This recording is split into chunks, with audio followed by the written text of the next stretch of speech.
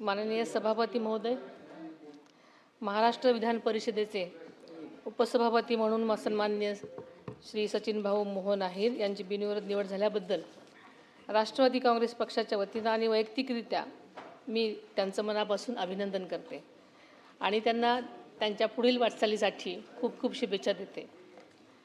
माननीय सभापती महोदय, संसदीय लोकशाही व्यवस्थेमध्ये सभागृहाचे सभापती उपसभापती या पदावरील व्यक्तींची निवड साधारणपणे बिनविरोध होणं गरजेचं असतं। यावर या पदाचा गौरव अवलंबून असतो। आपल्या महाराष्ट्र विधान परिषदेला एक गौरवशाली परंपरा लाभली आहे। या सभागृहामध्ये नेहमीच अभ्यासपूर्ण आणि लोकहिताच्या चर्चा होत असतात। तसंच या सभागृहाला क्रांतिकारी निर्णयाची परंपरा देखील लाभली आहे। अनेक दिग्गज सदस्यांनी या सभागृहाचे सदस्य म्हणून काम केलेलं आहे।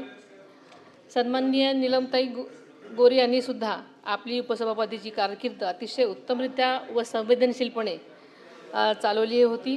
त्यांचेही मी मनापासून अभिनंदन करते। सभागृहाचे उपसभापती म्हणून स्वर्गीय रासू गवई, स्वर्गीय नासा फरंदे, स्वर्गीय सूर्यभान वहाडणे, स्वर्गीय वसंतराव डावखरे, स्वर्गीय शिवाजीराव देशमुख तसेच अनेक वर्ष यांनी आपापली जबाबदारी सांभाळली होती। तोच वारसा आता श्री सचिन भाऊ अहिर यांना चालवायचा आहे। त्यांच्या या कारकिर्दीमध्ये या सभागृहाची उंची गरिमा वाढवण्यासाठी त्यांच्याकडून चांगलं काम होईल। जनतेच्या विकासासाठी महत्त्वाच्या विषयांवरती अभ्यासपूर्ण चर्चा या सभागृहात होईल अशी मला खात्री वाटते। आदरणीय अजितदादा आणि माननीय सचिन भाऊंचं नातं केवळ राजकीयच नव्हतं तर ते कुटुंबासारखं होतं। दादांनी नेहमीच गुणवत्तेच्या आणि कर्तृत्वाला प्राधान्य दिलेलं होतं। सचिन भाऊमधील नेतृत्व गुण दादांनी सुद्धा अगदी सुरुवातीच्या काळातच ओळखलेले होते आणि राष्ट्रवादी काँग्रेसच्या पक्षाच्या माध्यमातून त्यांना अतिशय तरुण वयात मोठी संधी दिली। त्यानंतर शिवसेनेत असताना त्यांच्याकडे पुण्याची जबाबदारीसुद्धा होती। त्यावेळेसही आदरणीय दादांशी त्यांचा सातत्याने संपर्क होता। माननीय सभापती महोदय, माननीय सचिन भाऊ हे शिवडी व त्यानंतर वरळी मतदारसंघातून राष्ट्रवादी काँग्रेसतर्फे 1999, 2004 आणि 2009 मध्ये सलग 3 वेळा आमदार म्हणून निवडून आलेले होते। तसेच ते राज्याचे गृहनिर्माण तसेच अनेक विभागांचे राज्यमंत्री देखील राहिले। राष्ट्रीय मिल मजदूर संघ आणि विविध कामगार संघटनांच्या माध्यमातून त्यांनी वरळी आणि दक्षिण मुंबईतील कामगार वर्गावर मजबूत पकड निर्माण केलेली होती। त्यानंतर ते विधान परिषद सदस्य म्हणूनही कार्यरत होते।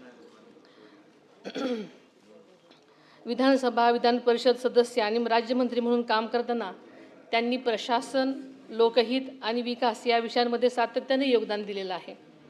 त्यांचा राजकीय अनुभव, अभ्यासू वृत्ती, संवाद कौशल्याने सर्वांना सोबत घेऊन जाण्याची त्यांची भूमिका या सभागृहाच्या कामकाजामध्ये निश्चितच अधिक परिणामकारक असतील असा मला विश्वास वाटतो। यापूर्वी या पदांवरती काम केलेल्या मान्यवरांनी अत्यंत संयम, सौजन्य आणि निपक्षपातीपणाचा आदर्श निर्माण केलेला आहे आणि त्याच समृद्ध परंपरेचा वारसा माननीय सचिन भाऊ समर्थपणे पुढे नेतील असा मला विश्वास आहे। आजच्या काळामध्ये लोकशाही संस्थांबद्दल जनतेच्या अपेक्षा खूप वाढलेल्या आहेत। अशा परिस्थितीमध्ये सभागृहात चर्चा अधिक दर्जेदार, अभ्यासपूर्ण, लोकाभिमुख व्हाव्यात। विरोधी आणि सत्तापक्ष या दोघांनाही समान संधी मिळावी, संसदीय नियमांचा सन्मान राखला जावा यासाठी आपण नक्कीच निश्चित प्रयत्न कराल अशी मला खात्री आहे। मी पुन्हा एकदा माननीय सचिन भाऊंचं अभिनंदन करते। त्यांना यशस्वी आणि गौरवशाली त्यांच्या कार्यकालासाठी मनपूर्वक हार्दिक शुभेच्छा देते। धन्यवाद। संसदीय कामकाज मंत्री चंद्रकांत दादा पाटील।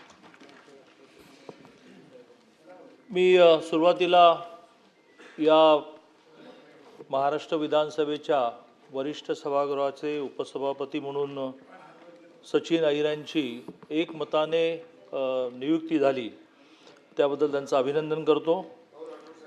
2008ला आमदार झाल्यापासून त्यांचे अनेक गुण पाहिले, पण सिक्रेसी मेंटेन करण्याचा गुण मी काल पहिल्यांदा पाहिला। त्यांचे